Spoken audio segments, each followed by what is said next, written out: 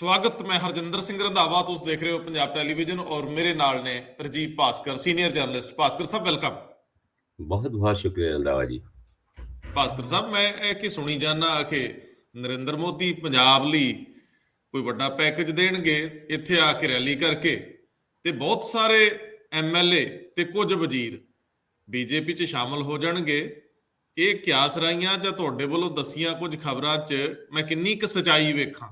ਪੰਜਾਬ ਦੀ ਕਾਂਗਰਸ ਦੇ ਵਿੱਚ ਕਿੰਨੇ ਕੁ ਵਜ਼ੀਰ ਐਸੇ ਨੇ ਜਿਹੜੇ ਖੁਸ਼ ਨਹੀਂ ਗਏ, ਤੇ ਖੁਸ਼ ਕਿਉਂ ਨਹੀਂ ਗਏ? ਪਹਿਲਾਂ ਵਜ਼ੀਰ ਬਣਨ ਦੀ ਕਾਹਲ ਹੁੰਦੀ ਆ, ਤੇ ਹੁਣ ਵਜ਼ੀਰੀ ਛੱਡ ਕੇ ਦੂਜੀਆਂ ਪਾਰਟੀਆਂ 'ਚ ਜਾਣ ਦੇ ਇਹ ਕਿਹੜੇ ਮਨਸੂਬੇ ਨੇ, ਜੇ ਇਹ ਸੱਚ ਹੋਣ? ਕਿਉਂਕਿ ਅੱਜ ਆਮ ਆਦਮੀ ਪਾਰਟੀ ਕਹਿੰਦੀ ਕਿ 4 ਵਜ਼ੀਰ ਸਾਡੇ ਟੱਚ 'ਚ ਨੇ, ਪਰ ਆਪਾਂ ਲੈਣੇ ਨਹੀਂ, ਆਪਾਂ ਨਹੀਂ ਕ੍ਰਿਮੀਨਲ ਲੈਣੇ ਤੇ ਨਾ ਕਰਪਟ ਲੈਣੇ। ਹੁਣ ਆਮ ਆਦਮੀ ਪਾਰਟੀ ਨੂੰ ਵੀ ਕੋਈ ਇਹ ਗੱਲ ਪੁੱਛ ਲੇ, ਸੌਖਾ ਹੀ ਸਵਾਲ ਆ। ਪਿਛਲੀ ਵਾਰੀ ਤੁਸੀਂ ਕਿਹਾ ਸੀਗਾ ਸਾਨੂੰ ਪੈਸੇ ਆਫਰ ਕੀਤੇ ਗਏ ਆ, ਵਜ਼ੀਰੀ ਆਫਰ ਕੀਤੀ ਗਈ ਆ, ਮਾਨ ਸਾਹਿਬ ਕਹਿੰਦੇ ਸੀ। ਫਿਰ ਨਾ ਤਾਂ ਨਾਂ ਦੱਸਿਆ ਵੀ ਕਿਹਨੇ ਆਫਰ ਕੀਤੀ ਸੀ, ਤੇ ਨਾ ਉਹ ਸਾਰੀ ਸਚਾਈ ਜਿਹੜੀ ਕਹਿੰਦੇ ਸੀ ਕਿ ਜਲਦੀ ਤੁਹਾਡੇ ਸਾਹਮਣੇ ਲਿਆਵਾਂਗੇ, ਉਹ ਪਰਦੇ ਤੇ ਥੱਲੇ ਹੀ ਆ ਜੇ। ਲੇਕਿਨ ਹੁਣ ਜੇ ਕੋਈ ਵਜ਼ੀਰ ਆਉਣਾ ਚਾਹੁੰਦੇ ਨੇ, ਨਾਂ ਦੱਸਣ 'ਚ ਕੀ ਹਰਜਾ ਜਦੋਂ ਆਪਾਂ ਲੈਣੇ ਹੀ ਨਹੀਂ? ਇਹ ਸਿਆਸਤ ਆ, ਔਰ ਸਿਆਸਤ ਵੀ ਉੱਥੇ ਪਹੁੰਚੀ ਹੋਈ ਆ ਜਿੱਥੇ ਹੁਣ ਆਰ ਭਾਰਾ ਲੀਕ ਵੱਜਣੀ ਆ, ਜਾਂ ਆਪ ਹੈ ਨਹੀਂ ਜਾਂ ਗਾਹਕ ਹੈ ਨਹੀਂ। ਤੇ ਫਿਰ ਨਾਂ ਲੈਣ 'ਚ ਕੀ ਹਰਜਾ? ਕਰੋ ਤਾਂ ਨਸ਼ਰ। ਜਦੋਂ ਆਪਾਂ ਅਗਲਿਆਂ ਨੂੰ ਆਪਣੇ ਵੱਲ ਲੈਣਾ ਹੀ ਨਹੀਂਗਾ, ਸਿੱਧੀ ਜੀ ਗੱਲ, ਤਾਂ ਫਿਰ ਨਸ਼ਰ ਕਰ ਦਿਓ। ਲੇਕਿਨ ਬਚਕਾਨਾ ਰਾਜਨੀਤੀ ਦਾ ਇੱਕ ਦੂਜਾ ਪੈਂਤੜਾ ਹੈ, ਜਿਸ ਪੈਂਤੜੇ ਨੂੰ ਤੁਸੀਂ ਕਿਵੇਂ ਵੇਖੋਗੇ? ਲੇਕਿਨ ਜਿਹੜੀ ਖਬਰ ਤੁਸੀਂ ਮੈਨੂੰ ਬੀਜੇਪੀ ਵਾਲੀ ਦੱਸ ਰਹੇ ਹੋ, ਇਹ ਖਬਰ ਬੜੀ ਦਿਲਚਸਪ ਆ। ਜੇ ਪ੍ਰਧਾਨ ਮੰਤਰੀ ਕੋਈ ਪੈਕੇਜ ਐਲਾਨ ਕਰਦੇ ਆ ਪੰਜਾਬ ਆ ਕੇ, ਕੋਈ ਪ੍ਰਸਤਾਵਤ ਉਹਨਾਂ ਦੀ ਰੈਲੀ ਆ, ਜਿਵੇਂ ਤੁਸੀਂ ਟੈਂਟੇਟਿਵ 25-26 ਦੇ ਕਰੀਬ ਦੀ ਗੱਲਾਂ ਕਰੀ ਜਾਂਦੇ ਹੋ ਜਿਹੜੀਆਂ ਗੈਰ ਰਸਮੀ ਨੇ, ਔਰ ਦੂਜੇ ਬੰਨੇ ਜੇਕਰ ਕੋਈ ਐਮਐਲਏ ਸਿਟਿੰਗ ਜਾਂ ਕੋਈ ਵਜ਼ੀਰ ਬੀਜੇਪੀ 'ਚ ਸ਼ਾਮਲ ਹੋਣ ਦੀ ਗੱਲ ਕਰ ਰਿਹਾ, ਤੇ ਉਹ ਕੌਣ ਹੈ? ਇਹ ਬਹੁਤ ਜ਼ਿਆਦਾ ਨੀਝ ਲਾ ਕੇ ਤੱਕਣ ਵਾਲੀ ਗੱਲ ਆ ਕਿ ਉਹ ਕੌਣ ਨੇ ਜਿਹੜੇ ਸੱਤਾ 'ਚ ਰਹਿੰਦਿਆਂ ਟਿਕਟ ਮਿਲਣ ਦੀ ਉਮੀਦ ਦੇ ਬਾਵਜੂਦ ਸ਼ਿਫਟ ਹੋਣਾ ਚਾਹੁੰਦੇ ਆ। ਕੀ ਉਹਨਾਂ ਨੂੰ ਕਾਂਗਰਸ ਜਿੱਤਦੀ ਨਜ਼ਰ ਨਹੀਂ ਆਉਂਦੀ? ਬੀਜੇਪੀ ਨੂੰ ਕਿਸ ਆਧਾਰ ਤੇ ਇਸ ਤਰ੍ਹਾਂ ਤੁਸੀਂ ਆਂਕੋਗੇ ਕਿ ਦੂਜੀਆਂ ਪਾਰਟੀਆਂ ਦੇ ਲੋਕ ਉਧਰ ਆ ਜਾਣਗੇ ਕਿਉਂਕਿ ਉੱਥੇ ਜਿੱਤ ਪਈ, ਜਾਂ ਫਿਰ ਕੋਈ ਡਰ ਪਏ ਨੇ? ਇੱਕ ਹੋਰ ਬਹੁਤ ਅਹਿਮ ਸਵਾਲ ਆ। ਅੱਜ ਧਰਤੀ ਪੁੱਤਰਾਂ ਨੇ ਆਪਣੀ ਧਰਤੀ ਦਾ ਕਰਜ਼ ਅਦਾ ਕਰਕੇ ਆਪਣੇ ਇਸ਼ਟ ਮੂਰੇ ਨਤਮਸਤਕ ਹੋਏ, ਦਰਬਾਰ ਸਾਹਿਬ ਮੱਥਾ ਟੇਕਿਆ ਕਿਸਾਨੀ ਨੇ। ਆਪਾਂ ਨੂੰ ਇਗਨੋਰ ਨਾ ਕਰੀਏ, ਅਜੇ ਗੱਲ ਮੁੱਕੀ ਨਹੀਂ, ਅਜੇ ਗੱਲ ਤੁਰੀ ਆ। ਤੇ ਜੇ ਇਹ ਵੀ ਜ਼ਿਕਰ ਨਾ ਕੀਤਾ ਕਿ ਪੰਜਾਬ ਦੇ ਕਿਸਾਨ ਦੀ ਧੀ ਨੇ ਵਿਸ਼ਵ ਸੁੰਦਰੀ, ਬ੍ਰਹਿਮੰਡ ਸੁੰਦਰੀ ਦਾ ਤਾਜ ਪਹਿਨ ਲਿਆ, ਹਰਨਾਜ ਸੰਧੂ ਨੇ, ਤੇ ਫਿਰ ਇਹ ਵਧਾਈ ਦੇ ਉੱਤੇ ਬਿਨਾਂ ਨਹੀਂ ਸਰਨਾ। ਮੈਨੂੰ ਉਹਦੇ ਆਖਰੀ ਲਫ਼ਜ਼ ਯਾਦ ਨੇ ਜਦੋਂ ਉਹਨੇ ਇਹ ਗੱਲ ਕੀਤੀ, ਜਿਹੜੇ ਬੜੇ ਪ੍ਰਚਾਰੇ ਗਏ ਅੱਜ, ਕਿ ਤੁਸੀਂ ਵਿਲੱਖਣ ਹੋ ਆਪਣੇ ਆਪ 'ਚ, ਇਹੀ ਤੁਹਾਡੀ ਖੂਬਸੂਰਤੀ ਆ। ਤੁਸੀਂ ਬਾਹਰ ਆਓ, ਆਪਣੀ ਗੱਲ ਰੱਖੋ, ਤੇ ਤੁਸੀਂ ਆਪਣੀ ਜ਼ਿੰਦਗੀ ਦੇ ਆਗੂ ਬਣੋ। ਇਹੀ ਸਚਾਈ ਨੇ ਉਹਨੂੰ ਜਿੱਤ ਦੇ ਕੋਲ ਲਿਆਂਦਾ। ਤੇ ਪੰਜਾਬੀਆਂ ਨੇ ਇਹੀ ਗੱਲ ਸਿੱਖਣੀ ਆ ਕਿ ਆਪਣੇ ਜੀਵਨ ਦੇ ਅਸੀਂ ਆਗੂ ਬਣਨਾ ਹੈ। ਅਸੀਂ ਆਪਣੇ ਵਾਲ ਕਿੰਨਾ ਕੁ ਚਿਰ ਦੂਜਿਆਂ ਦੇ ਹੱਥ ਫੜਾ ਛੱਡਾਂਗੇ? ਇਹ ਬੜਾ ਅਹਿਮ ਸਵਾਲ ਆ। ਹੁਣ ਮੈਨੂੰ ਦੱਸਿਓ, ਕੱਲ ਕਿੱਲੀ ਚਾਲਾਂ ਦੇ ਵਿੱਚ ਅਕਾਲੀਆਂ ਨੇ ਵੱਡਾ ਇਕੱਠ ਕਰਨਾ ਹੈ। ਅੱਜ ਸ਼ਾਮ ਨੂੰ ਵਹੀਰਾਂ ਘੱਤ ਕੇ ਲੋਕ ਜਾ ਰਹੇ ਨੇ ਦੂਰ ਦਰਾਡਿਓਂ, ਇਹ ਖਬਰਾਂ ਆ ਰਹੀਆਂ ਨੇ, ਬਹੁਤ ਵੱਡਾ ਇਕੱਠ ਹੋਣ ਵਾਲਾ। ਉਹਨਾਂ ਨੇ ਵੀ ਆਪਣਾ ਪੈਂਤੜਾ ਦੱਸਣਾ ਹੈ। ਲੇਕਿਨ ਮੈਨੂੰ ਇਹ ਜ਼ਰੂਰ ਦੱਸਿਓ ਕਿ ਆਮ ਆਦਮੀ ਪਾਰਟੀ ਜਦੋਂ ਇਹ ਕਹਿ ਰਹੀ ਆ ਕਿ ਸਾਡੇ ਟੱਚ 'ਚ 4 ਵਜ਼ੀਰ ਪਰ ਆਪਾਂ ਲੈਣੇ ਨਹੀਂ, ਇਹ ਕਿਹੋ ਜਿਹਾ ਪੈਂਤੜਾ ਤੇ ਕਿਹੋ ਜਿਹੀ ਰਣਨੀਤੀ ਹੈ? देखो, रणनीति के बारे से तुसी पहले जिक्र करता कि बड़ी बचकानी रणनीति है, क्योंकि पहले भी जब केजरीवाल उन्होंने पंजाब आए सी तो उन्होंने यह गल कही सी कि 25 को MLA कांग्रेस के साडे टच च हैगे हैं, पर असी कांग्रेस का कचरा लेना नहीं। 25 MLA किहड़े ने, कौन हो सकते ने, इस गल की उन्होंने बिल्कुल भी कोई खुलासा नहीं किया। फिर उस तो बाद मान साहब वाली गल भी तुहानूं याद होएगी कि बीजेपी के वड्डे आगू का उन्होंने फोन आया और क्या कि भी दसो किन्ने पैसे चाहिए ने, की लाओगे जे बीजेपी दे विच तुहानूं केंद्रीय मंत्री बना दिता जाए। तो पैसों की गल भी उन्होंने की और बड़े वड्डे आगू की गल की।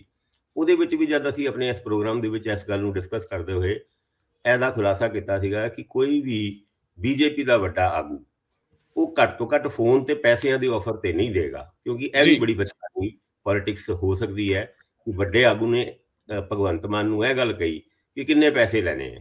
ਹੁਣ ਅੱਜ ਆਮ ਆਦਮੀ ਪਾਰਟੀ ਦੀ ਵੀ ਗੱਲ ਇਹੀ ਨਿਕਲੀ ਕਿ 4 ਮੰਤਰੀ ਜਿਨ੍ਹਾਂ ਦੇ ਰੇਤੇ ਦੇ ਵਿੱਚ ਨਾਂ ਨੇ, ਉਹਨਾਂ ਨੇ ਨਾਲ ਦੀ ਨਾਲ ਇਹ ਵੀ ਕਿਹਾ ਕਿ ਉਹਨਾਂ ਦੇ ਉੱਤੇ ਆਰੋਪ ਨੇ ਕਿ ਰੇਤਾ ਇਲੀਗਲ ਤਰੀਕੇ ਨਾਲ ਵੇਚਿਆ ਉਹਨਾਂ ਨੇ ਜਾਂ ਵੇਚਣ ਦੇ ਕਾਰੋਬਾਰ ਦੇ ਵਿੱਚ ਸ਼ਾਮਿਲ ਨੇ, ਉਹ ਆਮ ਆਦਮੀ ਪਾਰਟੀ ਦੇ ਟੱਚ 'ਚ ਹੈਗੇ ਨੇ। ਮੈਨੂੰ ਇਹ ਲੱਗਦਾ ਹੈ ਕਿ ਵੀ ਇਸ ਗੱਲ ਦੇ ਵਿੱਚ ਕੋਈ ਸੱਚਾਈ ਲੱਗਦੀ ਤੇ ਨਹੀਂ। ਜੇ ਵਾਕਈ ਆਮ ਆਦਮੀ ਪਾਰਟੀ ਨਾਲ ਇੱਦਾਂ ਦੇ 4 ਮੰਤਰੀ ਟੱਚ 'ਚ ਸੀਗੇ ਔਰ ਕੋਈ ਸਬੂਤ ਉਹਨਾਂ ਕੋਲ ਹੈਗਾ ਤੇ ਉਹਨਾਂ ਨੂੰ ਉਹਨਾਂ ਮੰਤਰੀਆਂ ਦਾ ਅਗਰ ਨਾਂ ਦੱਸ ਦਿੰਦੇ ਜਾਂ ਉਹਨਾਂ ਦੇ ਖਿਲਾਫ ਆਪਣੇ ਟੱਚ 'ਚ ਹੋਣ ਦੀ ਕੋਈ ਗੱਲ ਦਾ ਸਬੂਤ ਪੇਸ਼ ਕਰ ਦਿੰਦੇ ਤੇ ਸ਼ਾਇਦ ਉਹਨਾਂ ਦੀ ਰਾਜਨੀਤੀ ਪੰਜਾਬ ਦੇ ਵਿੱਚ ਹੋਰ ਚਮਕ ਸਕਦੀ ਸੀਗੀ। ਪਰ ਚਲੋ, ਉਹਨਾਂ ਨੇ ਕਲੇਮ ਕੀਤਾ, ਕਾਂਗਰਸ ਨੇ ਇਹਨੂੰ ਰਿਜੈਕਟ ਕੀਤਾ, ਗੱਲ ਇੱਥੇ ਤੱਕ ਸੀਮਿਤ ਹੋ ਕੇ ਰਹਿ ਗਈ। ਦੂਜੇ ਪਾਸੇ ਅਗਰ ਨਵਜੋਤ ਸਿੰਘ ਸਿੱਧੂ ਉਹਨਾਂ ਦੀ ਗੱਲ ਕਰੋ ਤੇ ਸਿੱਧੂ ਉਹਨਾਂ ਵੀ ਅੱਜ ਉੱਥੇ ਹੀ ਖੜੇ ਨਜ਼ਰ ਆਉਂਦੇ ਨੇ ਜਿਸ ਦਿਨ ਉਹਨਾਂ ਨੇ ਅਸਤੀਫਾ ਦਿੱਤਾ ਸੀਗਾ ਕਿ ਵੀ ਮੈਂ ਕਾਂਗਰਸ ਤੋਂ ਅਸਤੀਫਾ ਦੇ ਰਿਹਾ, ਖਾਸ ਕਰਕੇ ਏਜੀਏ ਤੇ ਡੀਜੀਪੀ ਦੀ ਪੋਸਟ ਤੋਂ। ਅੱਜ ਵੀ ਉਹ ਉੱਥੇ ਹੀ ਨਜ਼ਰ ਆ ਰਹੇ ਨੇ ਕਿ ਮੈਂ ਕਾਂਗਰਸ ਦੇ ਵਿੱਚ ਸ਼ੋਅ ਪੀਸ ਬਣ ਕੇ ਨਹੀਂ ਰਹਿ ਸਕਦਾ। ਇੱਥੇ ਤੱਕ ਕਿ ਉਹ ਜਿਹੜੀ ਜੈਪੁਰ ਦੇ ਵਿੱਚ ਰੈਲੀ ਸੀਗੀ ਉਹਦੇ ਵਿੱਚ ਵੀ ਨਹੀਂ ਗਏ। ਹੁਣ ਪੋਲਿਟਿਕਸ ਨੂੰ ਅਗਰ ਤੁਸੀਂ ਪੂਰੇ ਤਰੀਕੇ ਨਾਲ ਦੇਖੋਗੇ ਤੇ ਕੌਣ ਕਿੱਥੇ ਖੜਾ ਹੈ, ਕੌਣ ਕਿੱਥੇ ਜਾ ਰਿਹਾ ਹੈ, ਕੌਣ ਕਿੱਥੋਂ ਆ ਰਿਹਾ ਹੈ, ਇਹ ਗੱਲ ਕਿਆਸ ਤੇ ਲਗਾਏ ਜਾ ਰਹੇ ਨੇ। ਪਰ ਪੁਖਤਾ ਤੌਰ ਤੇ ਕਹਿਣਾ ਬਹੁਤ ਮੁਸ਼ਕਿਲ ਹੈ ਕਿ ਆਖਿਰ ਵਿੱਚ ਕੌਣ ਕਿੱਥੇ ਜਾ ਕੇ ਟਿਕੇਗਾ। ਫਾਈਨਲ ਮੈਚ ਚੱਲ ਰਿਹਾ ਹੈ ਹੁਣ ਤਰੀਕੇ ਨਾਲ। ਫਾਈਨਲ ਮੈਚ ਤੋਂ ਪਹਿਲੇ ਜਿਹੜੀ ਟੀਮਾਂ ਸੈੱਟ ਹੋਣੀ ਹੈ, ਕਿਹੜੀ ਟੀਮ ਕੌਣ ਨਜ਼ਰ ਆਏਗਾ, ਇਹਦੀ ਮੈਨੂੰ ਲੱਗਦਾ ਹੈ ਕਿ ਲਾਸਟ 10 ਦਿਨ ਹੋਰ ਰਹਿ ਗਏ। 10 ਦਿਨ ਦੇ ਵਿੱਚ, ਜਿਸ ਤਰ੍ਹਾਂ ਪਹਿਲੇ ਤੁਸੀਂ ਵੀ ਕਹਿ ਚੁੱਕੇ ਹੋ, ਮੈਨੂੰ ਵੀ ਇਹ ਗੱਲ ਪਤਾ ਲੱਗੀ ਹੈ ਕਿ 26 ਤਰੀਕ ਦੇ ਕਰੀਬ ਪ੍ਰਧਾਨ ਮੰਤਰੀ ਨਰਿੰਦਰ ਮੋਦੀ ਕੋਡ ਲੱਗਣ ਤੋਂ ਪਹਿਲੇ, ਇਹ ਗੱਲ ਨੋਟ ਕਰਨ ਵਾਲੀ ਗੱਲ ਹੈਗੀ ਹੈ ਕਿ ਅਗਰ 26 ਤਰੀਕ ਦੀ ਰੈਲੀ ਦੀ ਗੱਲ ਕੀਤੀ ਜਾ ਰਹੀ ਹੈ ਤਦ ਤੱਕ ਪੰਜਾਬ ਇਲੈਕਸ਼ਨ ਦਾ ਕੋਡ ਸ਼ਾਇਦ ਨਾ ਲੱਗੇ ਔਰ ਉਹਦੇ ਵਿੱਚ ਕੋਈ ਪੰਜਾਬ ਵਾਸਤੇ ਵੱਡਾ ਪੈਕੇਜ ਵੀ ਅਨਾਉਂਸ ਕਰ ਸਕਦੇ ਹੈ ਔਰ ਨਾਲ ਦੇ ਨਾਲ ਕੁਝ ਐਮਐਲਏ ਕਾਂਗਰਸ ਦੇ ਔਰ ਇਹਦੇ ਵਿੱਚ ਕੁਝ ਮੰਤਰੀ ਵੀ ਹੈਗੇ ਹੈ। ਹਾਲਾਂਕਿ ਮੰਤਰੀਆਂ ਦੀ ਫਿਗਰ ਤੇ 7 ਦੱਸੀ ਜਾ ਰਹੀ ਹੈ। ਆਮ ਆਦਮੀ ਪਾਰਟੀ 4 ਦੀ ਗੱਲ ਕਰ ਰਹੀ ਹੈ, ਭਾਜਪਾ ਤੋਂ 7 ਦੀ ਗੱਲ ਕੀਤੀ ਜਾ ਰਹੀ ਹੈ। ਉਹ ਵੀ ਭਾਜਪਾ ਦੇ ਵਿੱਚ ਸ਼ਾਮਿਲ ਹੋ ਸਕਦੇ ਨੇ। ਕਿੰਨੀ ਕੁ ਸੱਚੀ ਹੈ, ਕਿੰਨੀ ਕੁ ਝੂਠੀ ਹੈ, ਇਹ ਤੇ ਖੈਰ 10 ਦਿਨਾਂ ਦੇ ਬਾਅਦ ਹੀ ਪਤਾ ਲੱਗੇਗਾ।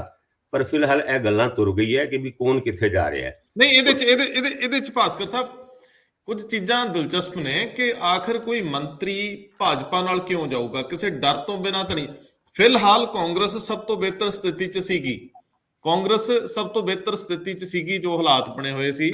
ਪਰ ਜੇ ਇਸ ਐਸੀ ਸਥਿਤੀ ਦੇ ਵਿੱਚ ਜਿੱਥੇ ਬੀਜੇਪੀ ਨੇ ਅਜੇ ਆਪਣੇ ਆਪ ਨੂੰ ਸੈੱਟ ਕਰਨਾ ਹੈ, ਅਜੇ ਆਪਣਾ ਪੂਰੇ ਦਾ ਪੂਰਾ ਢਾਂਚਾ ਖੜਾ ਕਰਨਾ ਹੈ, ਇਹ ਜਿਹੜੀ ਕਿਸਾਨੀ ਅੰਦੋਲਨ ਦੌਰਾਨ ਹੋਈ ਬੀਜੇਪੀ ਦੀ ਟੁੱਟ ਭੱਜ ਹੈ ਪ੍ਰਦੇਸ਼ ਵਿੱਚ, ਉਹਨੂੰ ਠੀਕ ਠਾਕ ਕਰਨਾ ਹੈ। ਜਦੋਂ ਅਜੇ ਉਹ ਸਿਰਫ ਆਪਣਾ ਦਮਖਮ ਜੋ ਰਹੇ ਆ, ਉਹ ਆਪਣਾ ਆਪ ਸੈਟਲ ਕਰ ਰਿਹਾ, ਉਸੇ ਵੇਲੇ ਕੋਈ ਇਹਨਾਂ ਵੱਲ ਕਿਉਂ ਜਾਊਗਾ?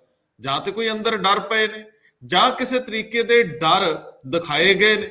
ਇਹ ਪਹਿਲੂ ਹੋ ਸਕਦਾ, ਤਾਂ ਇਸ ਤਰ੍ਹਾਂ ਦੀ ਕਵਾਇਦ ਨੂੰ ਕੋਈ ਮੰਨ ਸਕਦਾ। ਹਾਲਾਂਕਿ ਮੈਂ ਇਹਨੂੰ ਮੰਨਣ ਲਈ ਫਿਲਹਾਲ ਤਿਆਰ ਨਹੀਂ ਕਿ ਕੋਈ ਵਜ਼ੀਰ ਜਾ ਸਕਦੇ ਆ, ਕੋਈ ਐਮਐਲਏ ਇਸ ਸਥਿਤੀ 'ਚ ਤੇ ਜਾ ਸਕਦੇ ਆ ਵੀ ਉਹਨਾਂ ਦੇ ਕੋਈ ਰਾਈਵਲ ਅੱਗੇ ਵਧਾਏ ਜਾਣੇ ਹੋਣ, ਉਹਨਾਂ ਦੀ ਟਿਕਟ ਕੱਟੀ ਜਾਣੀ ਹੋਵੇ। ਪਰ ਉਹ ਵੀ ਅਖੀਰ ਤੱਕ ਵੇਖਣਾ ਹੀ ਚਾਹਣਗੇ, ਉਹ ਵੀ ਅਖੀਰ ਤੱਕ ਵੇਖਣਾ ਚਾਹਣਗੇ ਕਿ ਸਾਡੀ ਟਿਕਟ ਮਿਲਦੀ ਆ ਜਾਂ ਕੱਟੀ ਜਾਂਦੀ ਹੈ।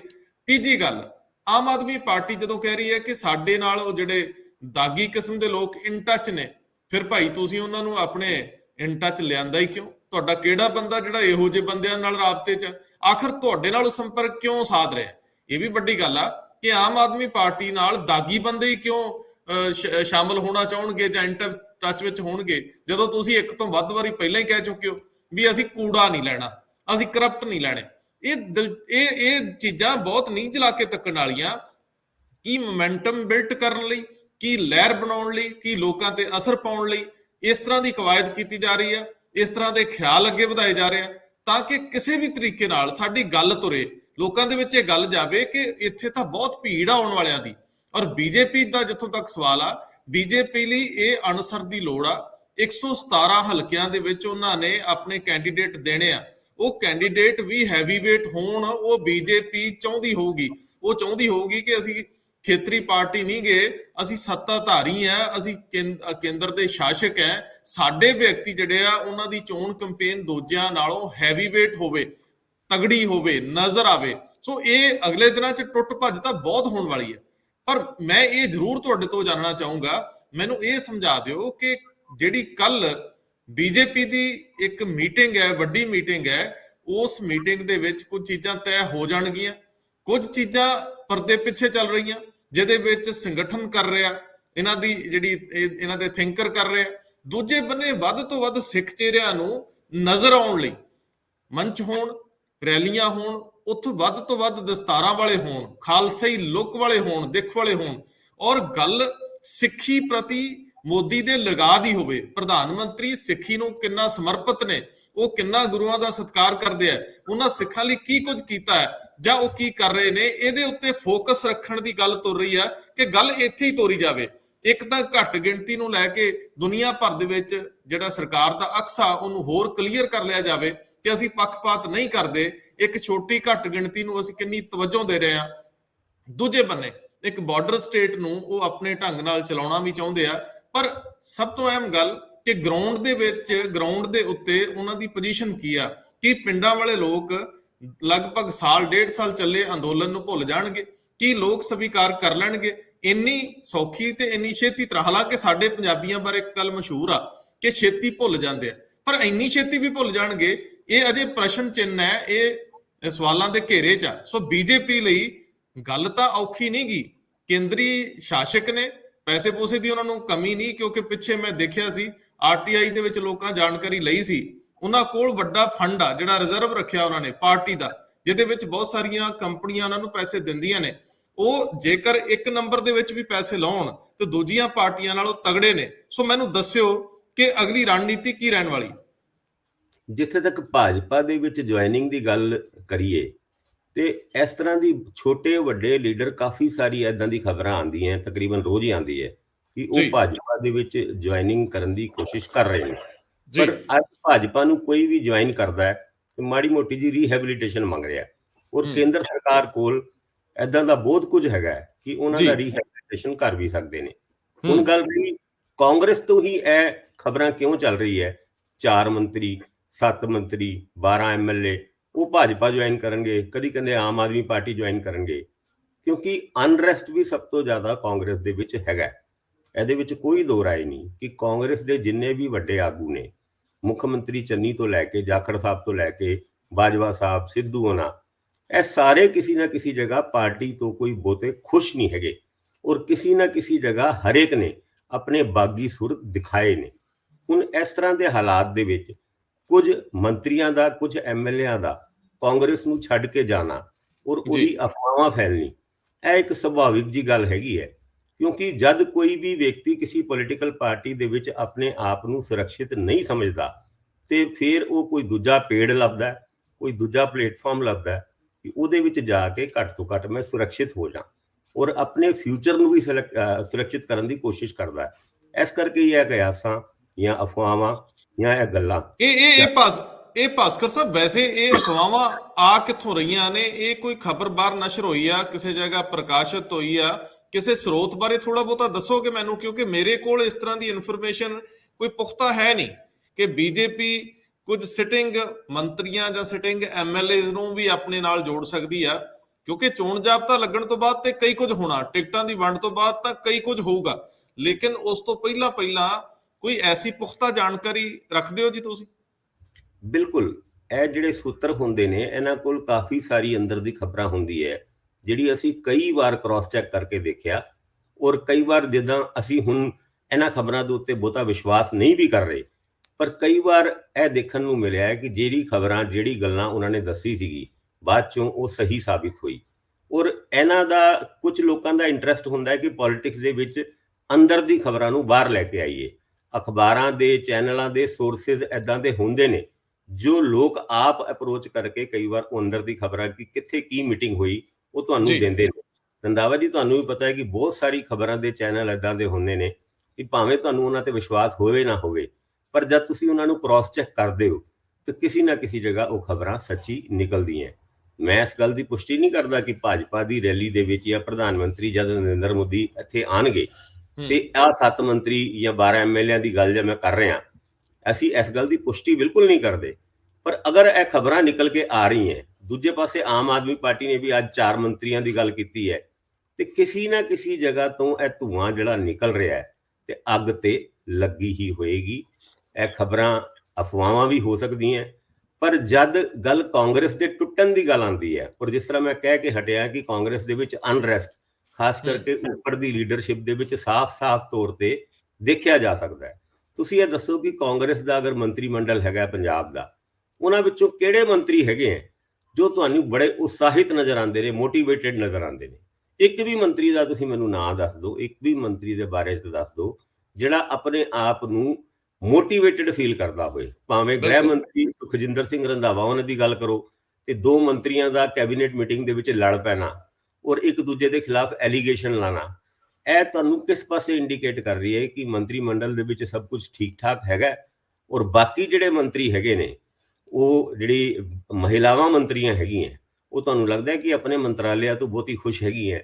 ਜਾਂ ਸਿੱਖਿਆ ਮੰਤਰੀ ਪ੍ਰਗਟ ਸਿੰਘ ਉਹਨਾਂ ਵੀ ਹੈਗੇ ਨੇ, ਕੀ ਲੱਗਦਾ ਹੈ ਕਿ ਉਹਨਾਂ ਦੇ ਮੰਤਰਾਲਿਆਂ ਦੇ ਵਿੱਚ ਇੰਨਾ ਕੁਝ ਠੀਕ ਠਾਕ ਹੈਗਾ ਹੈ ਕਿ ਉਹ ਜਿਸ ਕੰਮ ਵਾਸਤੇ ਆਪਣੇ ਆਪ ਨੂੰ ਸਿੱਖਿਆ ਮੰਤਰੀ ਬਣਨ ਦੇ ਚਾਹਵਾਨ ਸੀਗੇ, ਅੱਜ ਕਿਸੇ ਵੀ ਇਸ ਤਰ੍ਹਾਂ ਦੇ ਕੰਮ ਨੂੰ ਉਹ ਕਰ ਪਾਏ ਨੇ ਕਿ ਉਹ ਸੈਟੀਸਫਾਈਡ ਫੀਲ ਕਰਨ? ਯਾਨੀ ਇਹ ਚੀਜ਼ਾਂ ਦੇਖਣ ਦੀ ਵਾਲੀ ਗੱਲ ਹੈਗੀ ਹੈ ਕਿ ਕਾਂਗਰਸ ਦਾ ਵੀ ਕੋਈ ਬਹੁਤਾ ਨੈਰੇਟਿਵ ਸੈੱਟ ਨਹੀਂ ਹੋ ਪਾ ਰਿਹਾ। ਜਿਹਦੇ ਭਾਸਕਰ ਸਾਹਿਬ, ਮੈਂ ਸਹਿਮਤ ਹਾਂ ਤੁਹਾਡੇ ਨਾਲ, ਕਿਉਂਕਿ ਇਹ ਤਾਂ ਗੱਲ ਕੋਈ ਛੁਪੀ ਹੋਈ ਗੱਲ ਨਹੀਂ ਕਿ ਕੇਂਦਰ ਕੋਲ ਬੇਸ਼ੁਮਾਰ ਤਾਕਤ ਹੁੰਦੀ ਹੈ।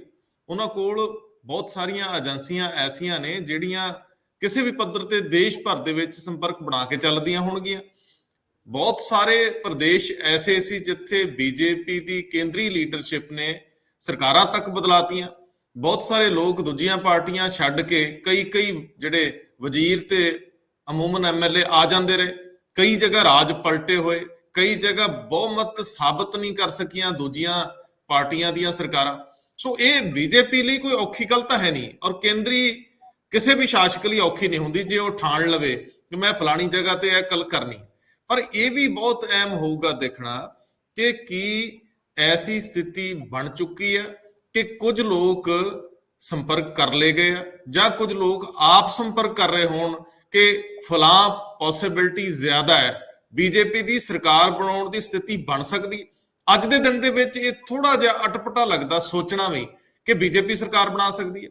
ਅਜੇ ਉਹਨਾਂ ਨੂੰ ਕੈਂਡੀਡੇਟਸ ਦੀ ਮੁਸ਼ਕਲ ਆ, ਅਜੇ ਉਹਨਾਂ ਨੂੰ ਵੱਡੇ ਚਿਹਰੇ ਦਰਕਾਰ ਨੇ, ਅਜੇ ਉਹਨਾਂ ਲਈ ਰਣਨੀਤੀ ਬਾਕੀ ਆ ਬਣਾਉਣੀ।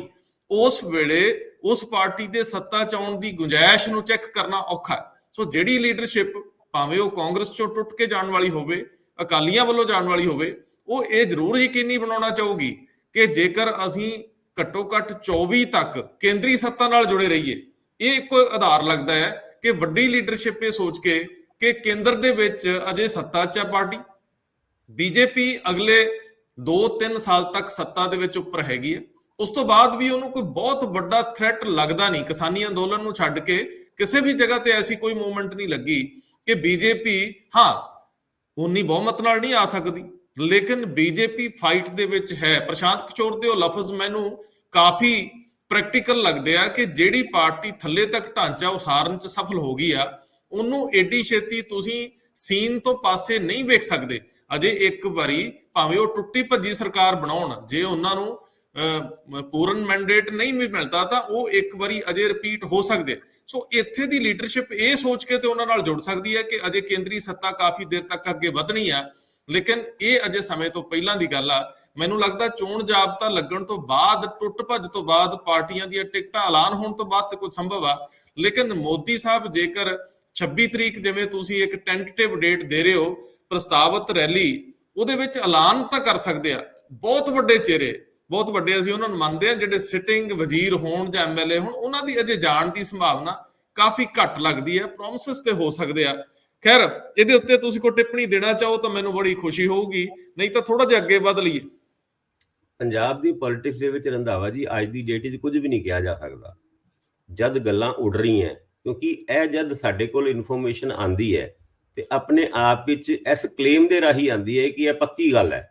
ਔਰ ਜਿੱਦਾਂ ਮੈਂ ਤੁਹਾਨੂੰ ਪਹਿਲੇ ਵੀ ਕਹਿ ਚੁੱਕਿਆ ਕਿ ਬਹੁਤ ਸਾਰੀ ਇਨਫੋਰਮੇਸ਼ਨ ਸਾਡੇ ਕੋਲ ਆਉਂਦੀ ਹੈ।